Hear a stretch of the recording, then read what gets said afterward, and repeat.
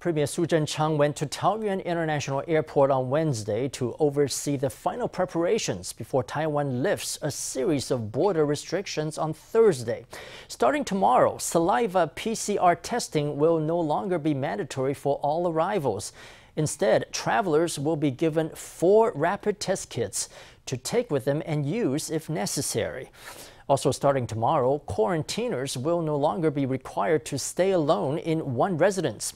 That means they will be able to quarantine with other people at home as long as they each have a room of their own.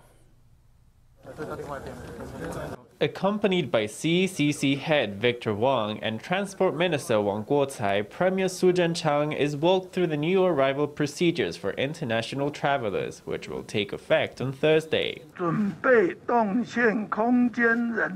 There will be major changes to preparations, crowd management, space allocation, and labor distribution. I ask for frontline COVID workers at the gateway to Taiwan to hold fast and make sure every step of the process goes smoothly.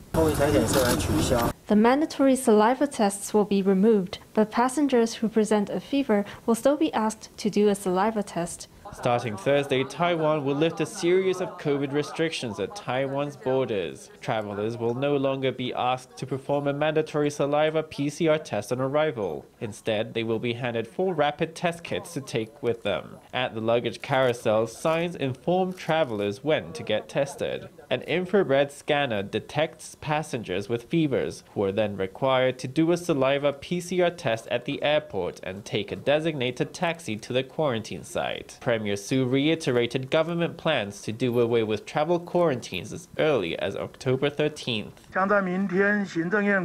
Tomorrow, the Executive Yuan will listen to a report from the CECC. Only after a consensus is reached will the CECC announce the possible reopening of Taiwan's borders on October 13th. Premier Su inspected all COVID preparations, from quarantine arrangements to quarantine taxis, as Taiwan's international entry points get ready to reopen.